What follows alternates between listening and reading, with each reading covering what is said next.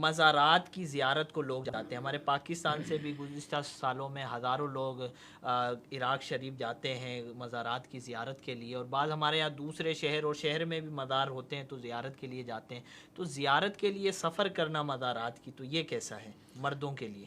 مزارات پہ حاضری دینا یہ بالکل جائز ہے، صحیح، اور اس کے لیے اس نیت کے ساتھ یہ سفر اختیار کرنا بھی بالکل جائز ہے۔ صحیح، ہم دیکھتے ہیں ہم اپنے بزرگوں کو اور اسلاف کو وہ باقاعدہ مزار کی حاضری کے لیے ہی جایا کرتے تھے، اور اس نیت اور ارادے کے ساتھ کہ فلاں کے پاس جانا ہے۔ دیکھیں مزار جو ہیں قرآن پاک میں اللہ رب العالمین نے بیان فرمایا ہے، حضرت بی بی مریم کے محراب کا ذکر جہاں کیا ہے، ہنالک دعا زکریا ربہ، کہ یہاں زکریا علیہ السلام نے دعا مانگی، اللہ نے قبول فرمائی۔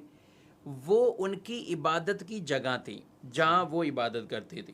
تو علماء نے لکھا کہ جس جگہ وہ عبادت کریں اللہ کے کوئی ولی، وہ جگہ ایسی اللہ کی بارگاہ میں وہ پیاری بن جائے اور مقبول والی جگہ بن جائے، تو جہاں اللہ کے ولی وہ اللہ کا نیک بندہ آرام کر رہا ہے، وہ جگہ ضرور رب کی بارگاہ میں مقبول گئے، تو اس طور پر جانا جائز ہے۔ امام شافعی رحمۃ اللہ تعالی علیہ، آپ عاصم بھائی، امام شافعی علیہ رحمہ کروڑوں لوگوں کے پیشوا ہیں۔ آپ خود فرماتے ہیں مجھے حاجت پیش ہوتی ہے، میں امام ابو حنیفہ رضی اللہ عنہ کے مزار پر، کروڑوں حنفیوں کے امام جو ہیں، کروڑوں ان کے حنفیوں مزار پر۔ اور یہ بھی دیکھیں کہ وہ شافعی ہیں لیکن یہاں جا وہ حنفی امام کی بارگاہ میں رہے ہیں، ان کے آپس میں یعنی عقائد کا اختلاف ہی نہیں ہے۔ صحیح، اختلاف تو آپس میں فقہ اور شرعی فروعات اور مسائل کے حوالے سے۔ تو آپ کہتے ہیں میں وہاں جاتا ہوں، دعا مانگتا ہوں، 2 نفل پڑھتا ہوں، ان کے وسیلے سے دعا کرتا ہوں، میں وہاں سے اٹھتا نہیں، اللہ میری حاجت پوری فرما دیتا ہے۔ تو یہ اللہ کے پیاروں کے جو مزارات ہوتے ہیں وہاں پر دعائیں قبول ہوتی ہیں، اور الحمدللہ لوگ یہی فیض لینے کے لیے جاتے ہیں۔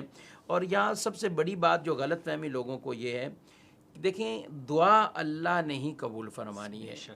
اب یہ ہے کہ وہ کسی کا وسیلہ دے کر دعا کریں گے تو رب عز و جل کی بارگاہ میں وہ ہستی اگر ایسی ماشاءاللہ ہیں تو ان کے وسیلے سے دعائیں قبول ہوں گی۔ ماشاءاللہ آپ نے تو مزارات پر جانے کے حوالے سے بھی اور وسیلہ مانگنے کے حوالے سے بھی امام شافعی کا عمل کوٹ کیا، تو کیا وسیلے کے حوالے سے قرآن پاک میں کوئی آیت مبارکہ وغیرہ؟ بالکل، قرآن پاک کے اندر ایک آیت نہیں، وسیلے کے اوپر کئی آیات مبارکہ ہیں۔ ایک تو یہ فرمایا یا ایھا الذین آمنوا اتقوا اللہ وابتغوا الیہ الوسیلہ، اے ایمان والو اللہ سے ڈرو اور اس کی طرف وسیلہ تلاش کرو۔ اب یہ وسیلہ بالعمل بھی ہے اور وسیلہ بالذات بھی ہے۔ صحیح، کسی عمل کا وسیلہ بھی رب کی بارگاہ میں پیش کیا جاتا ہے اور جا سکتا ہے، اسی طرح کسی خاص جگہ کا، کسی ذات کا، کسی آدمی کا، اللہ کے پیارے بندوں کا، اللہ کے بزرگ بندوں کا، یعنی جو اللہ کے نیک بندے ہیں ان کا اگر کوئی وسیلہ پیش کرتا ہے تو یہ بھی جائز ہے۔